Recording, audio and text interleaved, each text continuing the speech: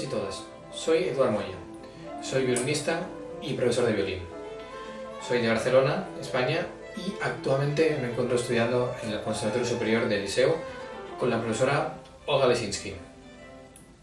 Este pasado mes de julio fui artista invitado para el Festival de la Bienal, que lamentablemente no se ha podido realizar por todas las consecuencias derivadas de la COVID-19, que lamentablemente ha afectado a todos los sectores. Y por eso, pues desde la Fundación Pradier, que yo me encuentro muy vinculado a ella, me propusieron hacer un vídeo explicativo donde también me pudiera presentar y me pudiera un poco dar a conocer a vosotros, ¿no? Entonces, también a través de ellos, esos meses, ¿no? Desde mayo, he tenido la oportunidad de realizar clases online con chicos de la provincia del Chaco, ¿no? Y de Corrientes.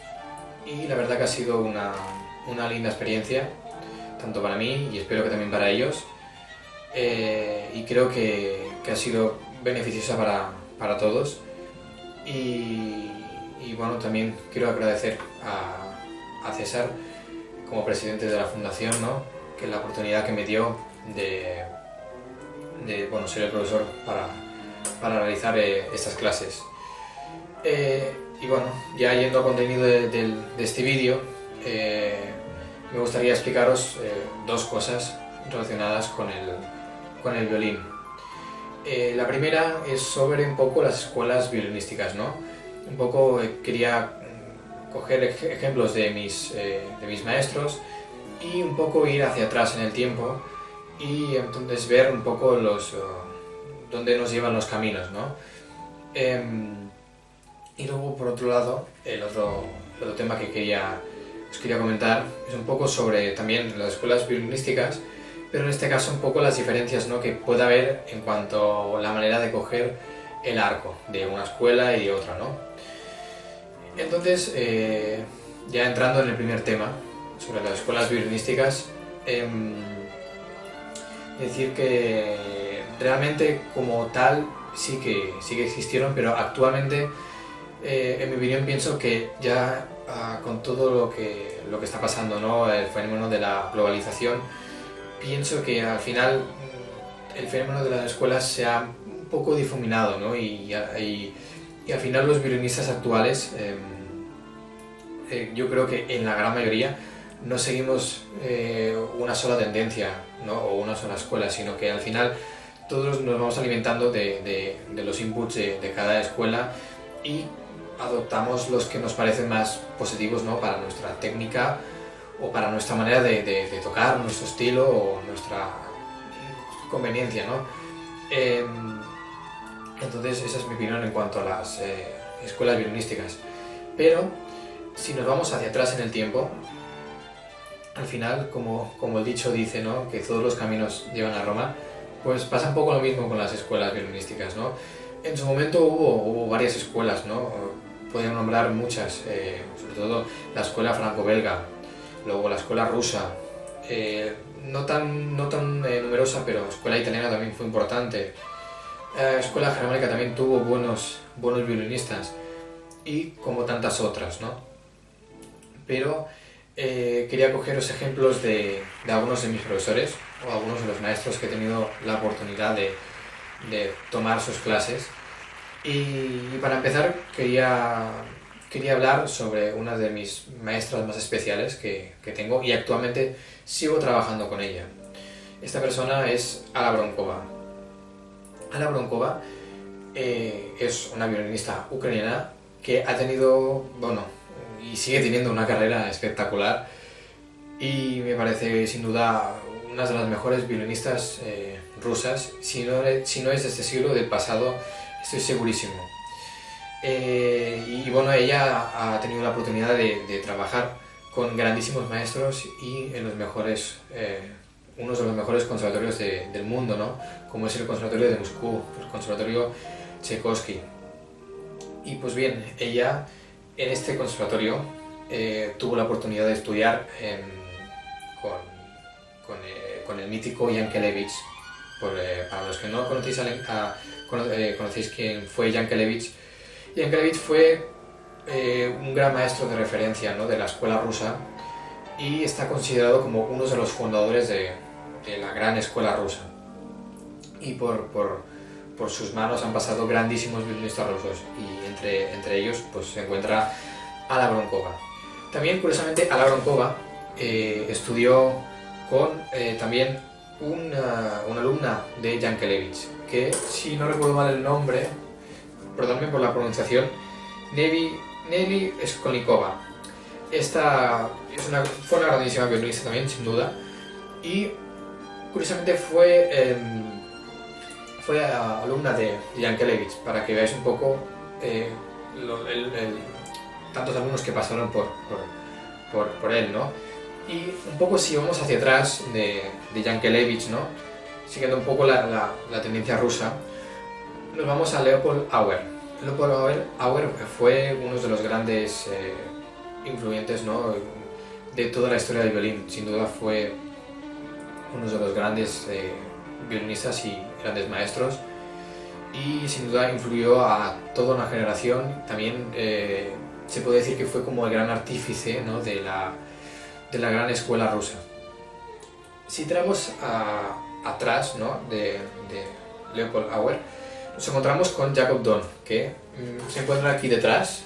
Su gran obra, por así decirlo, son sus caprichos, ¿no?, el Opus 35, que sin duda es, bueno, a nivel técnico, ¿no?, del violín, es uno de los libros más que se usan más, ¿no?, para la técnica violinística, ya hablando de alto nivel, ¿no? Luego, si tiramos más atrás, ¿no?, de Jacob Donn, nos encontramos con Bohm. Bohm fue también un gran violinista germánico. Luego, si vamos más hacia atrás, ya entramos un poco en la tendencia francesa. Si os fijáis, hasta ahora hemos pasado de la escuela rusa a la escuela germánica, ¿no?, a través de Donn y Bohm. Y luego ahora entramos en la escuela francesa, y todas estas personas que he nombrado y grandes violinistas fueron maestros y discípulos a la vez de unos y de otros, ¿no?, para que veas un poco la constante, ¿no?, que había en las escuelas, ¿no?, que se juntaban, y siempre había un constante intercambio entre unas y otras, ¿no? Siguiendo por donde iba, nos encontramos en Rodé, ¿no?, que lo tenéis por ahí. También fue uno de los fue un gran violinista, y hizo un montón de conciertos para violín, y su gran obra, ¿no?, o su gran legado fue sus 24 caprichos para violín, también muy conocido entre los violinistas, y también son muy tocados en el ámbito técnico, ¿no?, del instrumento. Luego, si vamos todavía más atrás, nos encontramos con Giovanni Battista Viotti. También fue un violinista muy importante, Viotti, y a partir de él es cuando ya realmente podemos hablar, ¿no?, de escuelas violinísticas, porque a partir de Viotti es donde se empieza un poco a ramificar todas las escuelas, ¿no?, y las tendencias que había. Luego, tirando más atrás de Giovanni Battista Viotti, nos encontramos con Pugnani. Ya, si os fijáis, a partir de aquí de Viotti ya entramos en una tendencia italiana, ¿no?, una escuela italiana. Luego, si tiramos todavía más atrás de Pugnani, vamos a parar a Somis, y de Somis, por último, tenemos a Vivaldi y Corelli, que, digamos, es el punto de partida, ¿no?, de toda la historia del violín, ¿no?, y de los maestros. Esto, a partir de aquí hemos seguido el camino de mi maestra Alla Gronkova, ¿no? Pero, por ejemplo, si nos vamos a otro de, bueno, uno de los maestros que también he tenido la oportunidad de trabajar con ellos, ¿no?, y es otro tipo de técnica y otra tendencia. Este maestro se llama Agustín Leonara. Es un violinista y profesor de violín español, y sin duda ha sido una de las grandes referencias nacionales a nivel de España. También ha tenido una carrera meteórica. Es un violinista súper conocido, ha trabajado con grandísimos violinistas y también es conocido por ser de los pocos españoles que ha ganado el premio Reina Elizabeth, ¿no? Que es uno de los concursos más prestigiosos que un violinista podría ganar en toda su carrera. Y juntamente con Gonçal Comellas son los dos únicos violinistas españoles que han tenido la oportunidad de ganar dicho concurso, ¿no? Entonces, Agustín Leonara actualmente sigue vivo, pero sí que es verdad que es un violinista ya realmente es un poco de otra época, ¿no? Un poco influyó mucho a los violinistas de las últimas décadas del siglo XX y actualmente no se encuentra trabajando en ningún conservatorio, ya se jubiló hace un par de años, pero sin duda sigue siendo uno de las grandes referencias a nivel violinístico español, ¿no? Y se dice que es un poco el padre de la escuela española de violín. Y él, bueno, estuvo estudiando tanto en París, estuvo estudiando en Bruselas, luego estuvo de profesor en Bruselas, bueno, ha actuado con las mejores orquestas, ha grabado un montón de discos, sin duda es uno de los mejores violinistas que ha podido tener el siglo XX y sobre todo sin duda a nivel español. Pues bien, Agustín Leonara ha tenido muchos maestros a lo largo de su carrera, pero sin duda uno de los que marcó más, ¿no? Sobre todo por su cercanía, fue su padre. Su padre, Agustín León Villaverde, también fue un gran violinista. Pues bien, Agustín León Villaverde tuvo la oportunidad de trabajar y ser discípulo de dos grandes maestros, como son Pablo de Sarasate, igual a Sarasate sí que lo conocéis más, ¿no? Sarasate fue un grandísimo violinista español y compuso muchas obras, por ejemplo, igual sí que suena más, Aires Gitanos, Capricho Vasco, Romance Andaluza, Malagueña, muchas obras, ¿no? Y sobre todo españolas. Aparte de trabajar con Pablo de Sarasate, Agustín León Villaverde también fue discípulo de Fernández Bordás. Fernández Bordás también fue un importante violinista español y si vamos hacia atrás de Fernández Bordás nos encontramos con Jesús de Monasterio, también fue muy importante a nivel español. También tiene grandes obras Jesús de Monasterio, por ejemplo Ayudas a la Alhambra y un seguido de obras muy importantes. Y luego si nos vamos ya más atrás, nos vamos ya a la escuela francesa, nos vamos de la escuela española a la francesa, con Charles Berriot, ¿no? Charles Berriot fue otro gran violinista, pero que, bueno, tuvo un hecho que le marcó, ¿no? Se quedó ciego y no pudo tocar más el violín, no. Entonces lo que se dedicó es, bueno, hizo muchos estudios de concierto, muchos conciertos, caprichos y sin duda también es un compositor muy recurrente en la técnica violinística, quizás no de nivel tan avanzado como Paganini o otros grandes, pero sin duda Charles Berriot es uno de los nombres propios, ¿no? De la historia del violín y sobre todo de la historia a nivel de la escuela francesa. Luego ya conocemos la línea, ¿no? Vamos a Rodé. Y a partir de Rodé, lo que se había explicado antes. Rodé, Giovanni Battista de Viotti, luego Pugnani, Somis y, para acabar, Corelli y Vivaldi. Entonces hemos visto un poco dos ejemplos diferenciados, ¿no? Uno como es la escuela rusa y otro como es la escuela, en este caso la escuela española, ¿no? Y dos ejemplos que podrían parecer como contrarios, ¿no? A nivel de técnica o de estímulos, inspiración o manera de hacer las cosas, también a nivel cultural muy diferente. Vemos que al final los caminos nos llevan al mismo sitio, ¿no? Nos llevan a partir de Rodé, va todo igual. Entonces, bueno, con esto quería hacer un poco de reflexión y bueno, aportar también que al final todas las escuelas llegan a un punto en común, en unión, ¿no?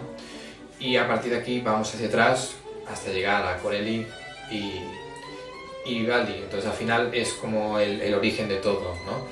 Se encuentra en Italia. Y como os he dicho antes, a partir de Viotti ya se podría empezar a hablar de escuelas violinísticas, ¿no? Porque es donde se empieza ya todo a ramificar, ¿no? Entonces, bueno, con esto cerraría este primer tema que os quería comentar. Y ahora hablando sobre el segundo tema que os quería comentar, es un poco sobre la manera de coger el arco en las diferentes escuelas, ¿no? Yo quería hacer la comparación entre dos escuelas, yo creo que muy importantes y también muy grandes, ¿no? A nivel histórico y a nivel de violinistas. Primero os quería explicar un poco la técnica de la escuela rusa de coger el arco, ¿no? La escuela rusa, os hablo de la primera escuela rusa, ¿no? De hace ya bastantes años. Ahora quizá no es tanto así, pero por ejemplo, si os fijáis en violinistas como Heifetz o como Nathan Milstein, os podéis fijar que su manera de coger el arco es una cosa parecida a esto. El codo muy arriba, los dedos muy juntos y la muñeca en vertical, ¿no? La muñeca hacia arriba, mirando hacia arriba. Entonces, esta manera de coger el arco, ¿no? De agarrar el arco, lo que nos aporta, ¿no? A nivel violinístico es ganas velocidad, ¿no? Tienes mucha velocidad y entonces se basa en que el sonido, cuanto más sonido quieres sacar, ¿no? Al instrumento, más velocidad y más rapidez tienes que hacer, ¿no? en el arqueo. Entonces, esta técnica se basa mucho en este aspecto, ¿no? Es decir, la velocidad es una pieza angular, ¿no? de esta manera de agarrar el arco. Entonces, con esto ganas mucha rapidez, ¿no? Por eso también muchos violinistas rusos eran muy virtuosos, porque eran muy ligeros en cuanto a su agarre en el arco, ¿no? Y eran capaces de hacer golpes de arcos muy ligeros y realmente muy difíciles. Por ejemplo, el staccato, ¿no? Si, por ejemplo, veis el staccato de Heifetz, realmente yo no he visto ningún staccato más rápido que el suyo. Entonces, esto tiene unos pros, ¿no? Que ya os he dicho, ganas velocidad, ganas más agilidad, pero por ende pierdes otras cosas, porque al final en todo vas a sacrificar en algún aspecto, ¿no? La primera técnica rusa es esta, y con esto ganas mucha velocidad.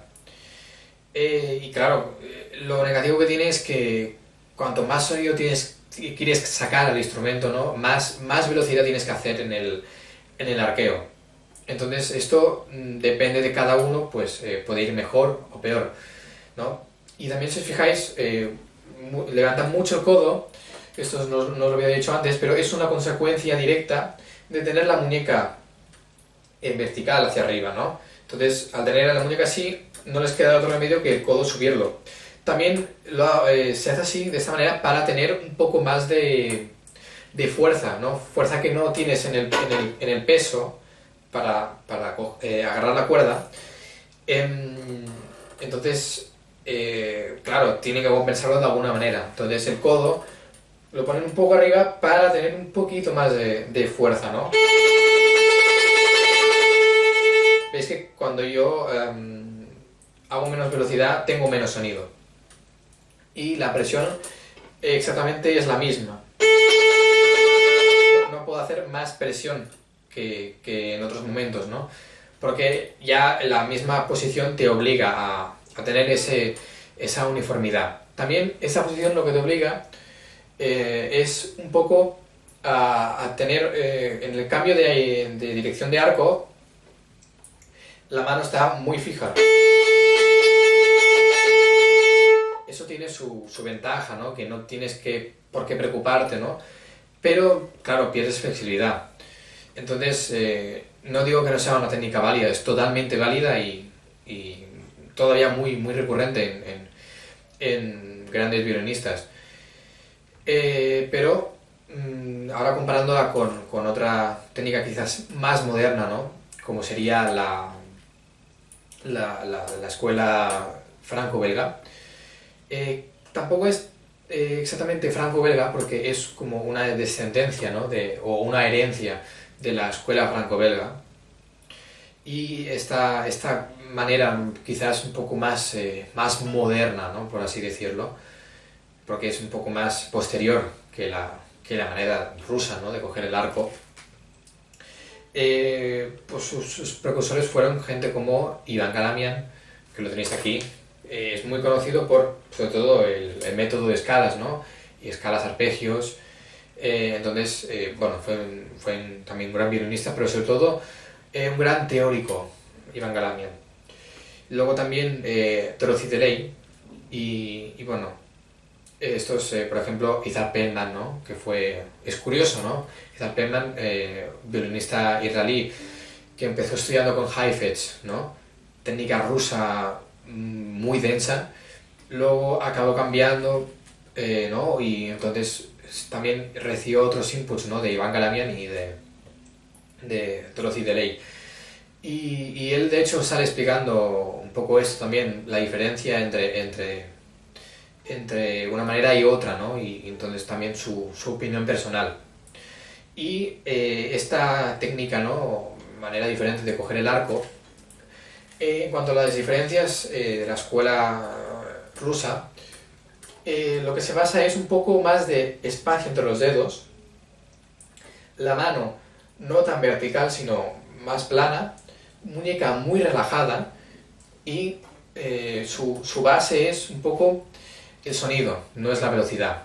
Quizá pierdes un poco de velocidad, pero al final yo también pienso que no todo es la velocidad. Entonces, lo que puedes obtener con esta manera de coger el arco es un poco más de sonido sin tanto esfuerzo, ¿no? Quizás sin tanta velocidad vas a conseguir un sonido porque hay más agarre y hay un poco más de peso del brazo que va a la mano y luego va al arco y sobre la cuerda, ¿no? Es decir, peso no quiere decir apretar, pero hay más contacto.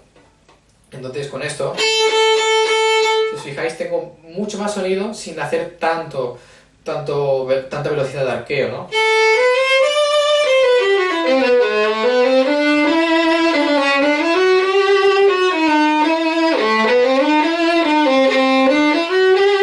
Quizás es un poco más complicado lograr hacer golpes de arco más ligeros, pero también es cuestión de buscar un equilibrio, ¿no? Entonces, esta técnica con lo que ganas es en esto, un poco más de sonido, ¿no? Y pierdes un poco de velocidad y de agilidad con la mano derecha. Pero bueno, yo sobre la manera de coger el arco, también con otros de los profesores que tuve oportunidad de tomar clases, lo conocí en un curso de música en Oviedo. Bueno, sí, para los que no conozcáis, la ciudad de Oviedo se ubica en la comunidad autónoma de Asturias, en el norte de España. Entonces, ahí en ese curso tomé clases de Sergei Teslia y bueno, este violinista, como el nombre podréis intuir, es un violinista ruso y también él ha estudiado con grandísimos profesores y profesoras, ¿no? De hecho ha estudiado con discípulos de David Ostriak y David Ostriak está considerado sin lugar a dudas uno de los mejores violinistas de todos los tiempos, y para mí haber estudiado con discípulos directos, ¿no? de David Ostriak es sinónimo de gran cualidad, ¿no? Entonces, con esto lo que os quería decir es que en una de las clases que yo tomé con Sergei Teslia, que aparte de estudiar con grandísimos profesores, también ha sido concertino de la Orquesta Nacional de España, ha trabajado con grandísimos directores, sin duda es también uno de mis profesores más especiales. Y también por su energía, ¿no? Y su carácter, a pesar de ser ruso, tiene un carácter muy español, ¿no? Lleva muchos años viviendo en España y es una persona muy abierta. Y bueno, en una de las clases que tomé con él, estuvimos hablando un poco sobre este fenómeno, ¿no?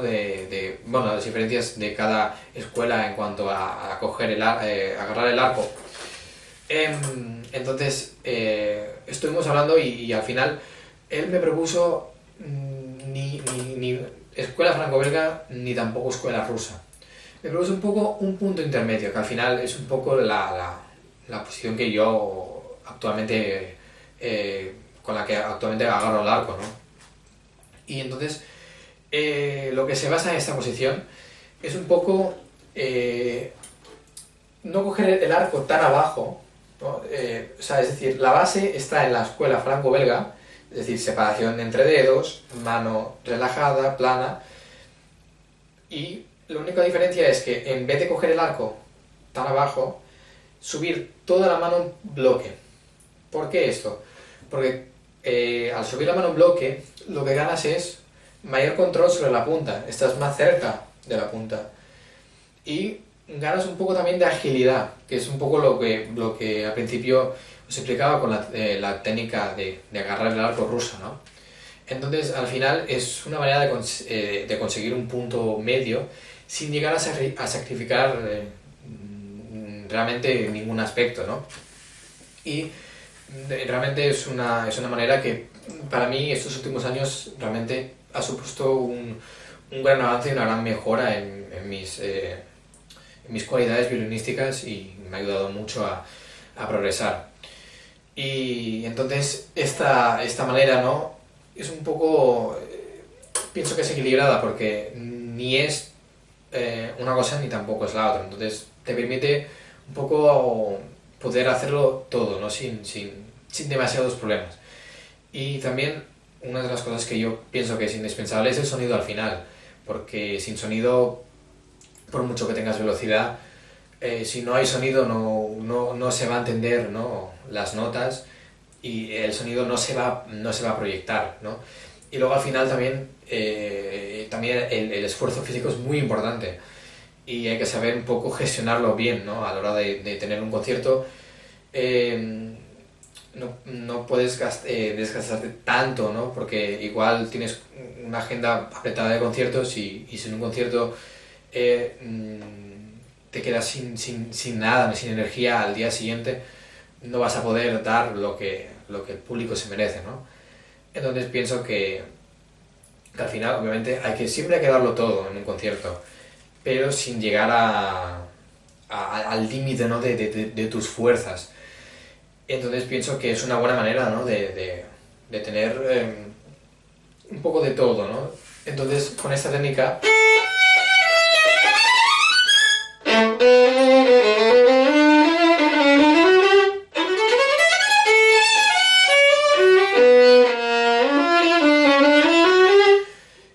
por un lado tienes un poco de buen sonido, ¿no? De agarre, y por otro lado también tienes un poco de agilidad en golpes de arcos, por ejemplo, más rápidos.